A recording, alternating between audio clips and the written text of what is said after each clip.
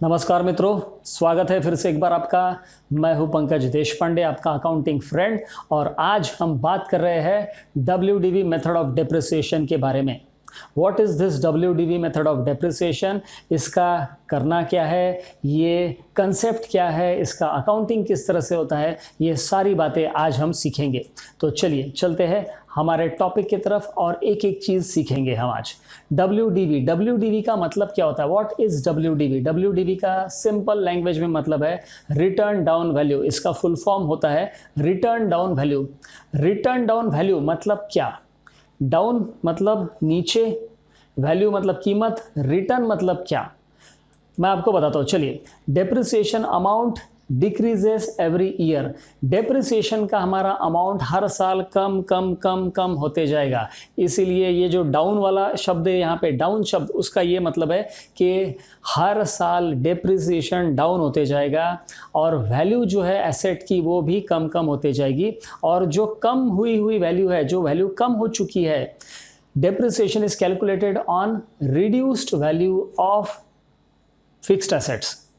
So basically here the depreciation is not calculated on the cost of the asset, not on the original cost of the asset. Depreciation is calculated on reduced value, that is written down value. अब इसमें और SLM method में basic अंतर यही है कि SLM में आपका डेप्रिसिएशन हमेशा कांस्टेंट रहेगा। कांस्टेंट मतलब 10 साल का अगर आप पीरियड कंसीडर करेंगे एसेट का लाइफ अगर 10 साल का है तो आपका डेप्रिसिएशन 10 साल के लिए कांस्टेंट रहने वाला है। लेकिन WDV मेथड में हर साल डेप्रिसिएशन अमाउंट कम कम कम होते जाएगा। इसका एक एग्जाम्पल लेते हैं, हम उदाहरण लेते हैं। एग्जाम्पल में हम ये मान के चलते हैं कि हमने 1 लाख रुपए का फर्नीचर खरीदा है और 1 लाख रुपए का फर्नीचर खरीदने के बाद इसके ऊपर डेप्रिसिएशन जो है वो 10% है, ऐसा हम मान के चलते हैं। यहाँ पे life of asset is not very relevant for us. जैसा हमने इसके पहले के सेशन में देखा था SLM method, straight line method, वहाँ पे लाइफ ऑफ एसेट हम पहले एज्यूम करेंगे, एस्टिमेट करेंगे और उसके बाद ही हमारा डेप्रिसिएशन का अमाउंट आएगा। यहाँ पे लाइफ ऑफ एसेट से कोई लेना देना हमें नहीं होता है, हम रेट ऑफ डेप्रिसिएशन डिसाइड करेंगे। अब इसका कैलकुलेशन कैसे होता है ये मैं आपको समझाता हूँ। इसका कैलकुलेशन कैसे होता है, चलिए। अब इसका कैलकुलेशन समझने के लिए ये यहाँ पे एक टेबल मैंने आपको दिखाया है, तो ये टेबल के ऊपर आप ध्यान रखिए और टेबल में अलग अलग फिगर्स आएंगे, हर साल का डेप्रिसिएशन कैलकुलेट होगा। यहाँ पे मैंने ईयर 1, ईयर 2 और ईयर 3 ऐसे 3 कॉलम्स लिए हैं। अब आप चलिए देखिए, तो हमारा ईयर 1 में जो ओपनिंग WDV था वो 0 था क्योंकि एसेट हमारे पास नहीं था। हमने नया एसेट परचेस किया और वो बिगिनिंग ऑफ द ईयर को ही परचेस किया। मान के चलिए 1 अप्रैल को हमने एसेट परचेस किया। एसेट कितने का है? हमारा 1 लाख रुपए का एसेट है और इसके बाद में इसका डेप्रिसिएशन पहले साल जो आने वाला है वो आएगा 10% के हिसाब से 10,000 रुपीज़। तो 10,000 रुपीज़ पहले साल का डेप्रिसिएशन आ गया। अब इसके बाद हम निकालेंगे रिटर्न डाउन वैल्यू, मतलब value of asset after depreciation. तो आफ्टर डेप्रिसिएशन आप वैल्यू देखिए, यहाँ पे ये आ रही है 90,000। तो 90,000 वैल्यू यहाँ पे आ रही है। अब नेक्स्ट ईयर ये 90,000 कैरी फॉरवर्ड होगा और ये बन जाएगा आपका ओपनिंग WDV। तो ओपनिंग WDV अभी हमारा है 90,000 और 90,000 के बाद परचेस हमारा कुछ नहीं है, ऐसा हम मान के चलते हैं। अगर परचेस है तो यहाँ पे परचेस आएगा, अभी परचेस नहीं है, ऐसा हम मान के चलते हैं। अब डेप्रिसिएशन जो कैलकुलेट होने वाला है वो WDV पे होने वाला है। पिछले साल की जो रिटर्न डाउन वैल्यू थी उसके ऊपर 10% मतलब 90,000 का 10% 9,000 रुपये। और अभी ये साल रिटर्न डाउन वैल्यू हमारी फिर से कम हो जाएगी, वो आ जाएगी 81,000।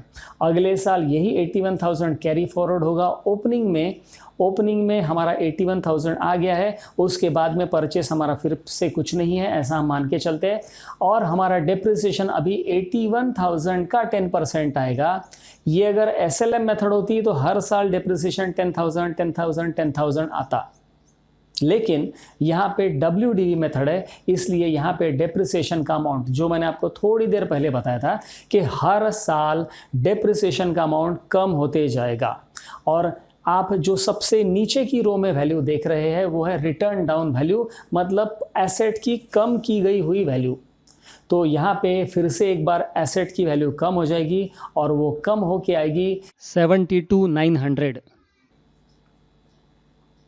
अब आप यहाँ पे देखिए कि एसेट की वैल्यू हर साल कम हो रही है, एसेट की वैल्यू हर साल कम हो रही है।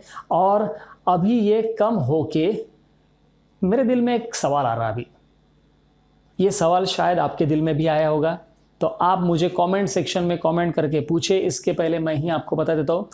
अब सवाल क्या है कि कौन से साल में एसेट की वैल्यू ज़ीरो हो जाएगी, क्योंकि डेप्रिसिएशन की वैल्यू भी कम हो रही है और एसेट की वैल्यू भी कम हो रही है। तो एसएलएम मेथड में हमने देखा था कि डेप्रिसिएशन लगाने के बाद at the end of 10th year value zero हो जाएगी एसेट की। यहाँ पे अगर हम WDV मेथड लगाते हैं तो WDV मेथड में एसेट की वैल्यू कौन से ईयर में ज़ीरो होगी, आप कैलकुलेशन कर सकते हैं। कैलकुलेशन आप करके देखिए, वीडियो पॉज कीजिए और आप कैलकुलेशन करके देखिए। 10th ईयर में ज़ीरो हो जाएगी वैल्यू,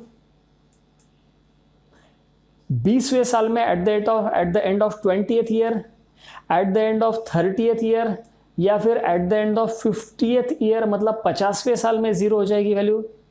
आप ये कैलकुलेशन कैलकुलेटर पे करके देखिए, आप एक्सेल में भी कैलकुलेशन करके देख सकते हैं।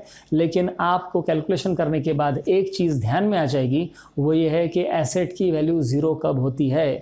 एसेट की वैल्यू कभी भी ज़ीरो नहीं होती है, नेवर, ये कभी भी ज़ीरो नहीं होगी। क्यों? क्योंकि हर साल एसेट की वैल्यू कम हो रही है और उसके ऊपर का डेप्रिसिएशन भी कम हो रहा है।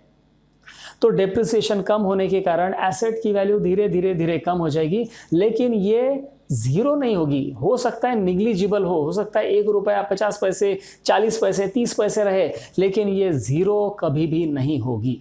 तो ये बहुत बार इंटरव्यू में पूछा जाता है ये क्वेश्चन कि WDV मेथड में एसेट की वैल्यू ज़ीरो कब होती है। तो अगर आपको ये सवाल किसी ने कभी पूछा इसके बाद में इंटरव्यू में, तो आप सीधे सीधे वही जवाब दीजिए जो यहाँ पे लाल बैकग्राउंड में लिखा है, नेवर, एसेट की वैल्यू कभी भी ज़ीरो नहीं होगी। अब इसके बाद हम अकाउंटिंग एंट्री देखते हैं कि अकाउंटिंग एंट्री इसकी क्या होगी। परचेस ऑफ फर्नीचर, ये तो सिंपल एंट्री है, आपको सबको शायद मालूम भी होगी। परचेस अकाउंट डेबिट नहीं करना है, यहाँ पे याद रखिए फर्नीचर हमारा एसेट है, हम फर्नीचर के दुकानदार नहीं हैं, तो परचेस अकाउंट बिल्कुल भी डेबिट नहीं करना, हम करेंगे furniture account debit. Asset account debit, debit what comes in, ये रूल हम यहाँ पे लगा रहे हैं। इसके बाद में हम क्रेडिट करेंगे या तो कैश या तो बैंक या तो पार्टी को। क्यों? क्योंकि आप या तो कैश से पेमेंट करेंगे या तो बैंक से पेमेंट करेंगे या तो उधारी में फर्नीचर आप खरीद सकते हैं। पहली एंट्री हो गई। दूसरी एंट्री डेप्रिसिएशन की, ये भी बड़ी आसान एंट्री है। Depreciation account debit, first year की एंट्री हमारी 90,000 से होगी। नेक्स्ट ईयर ये अमाउंट चेंज हो जाएगा, थर्ड ईयर में फिर से अमाउंट चेंज होगा, फोर्थ ईयर में फिर से अमाउंट चेंज होगा। Depreciation account debit to furniture, depreciation का ग्रुप टैली में रहेगा। इनडायरेक्ट एक्सपेंसेस, डेप्रिसिएशन हमारे लिए है कौन से टाइप का अकाउंट है ये, पर्सनल, रियल या nominal? Yes right, it is nominal account. Nominal account का rule, debit all expenses and losses, ये रूल हम यहाँ पे अप्लाई कर रहे हैं। और फर्नीचर अकाउंट हमारे लिए रियल अकाउंट है। क्रेडिट व्हाट गोज आउट, ये रूल यहाँ पे लगा रहे हैं हम। 90,000 रुपये से फर्नीचर की वैल्यू कम हो गई, मतलब 90,000 का फर्नीचर चला गया, ऐसा हम मान के चल रहे हैं। मित्रों, मैंने आज के इस सेशन में कम से कम एक सवाल के लिए, एक इंटरव्यू क्वेश्चन के लिए आपको रेडी कर दिया है। एसेट की वैल्यू WDV मेथड में कब ज़ीरो होती है? कभी भी नहीं, ये आप जवाब दे सकते हैं। तो ये वीडियो आपके ज़रूर काम में आएगा। आपको आज WDV मेथड समझ में आ गई होगी। अगर आपको SLM मेथड के बारे में जानना है और उसका कंपैरिजन करना है WDV के साथ में, तो हमारा और एक वीडियो है SLM मेथड ऑफ डेप्रिसिएशन के बारे में, वो वीडियो भी आप ज़रूर देख सकते हैं। ये वीडियो अगर आपको अच्छा लगा तो आप इसे लाइक कर सकते हैं, अपने दोस्तों के साथ शेयर भी कर सकते हैं। और अगर आपने अभी तक हमारे चैनल को सब्सक्राइब नहीं किया तो ज़रूर सब्सक्राइब कीजिए। Thank you very much, have a nice day, all the best.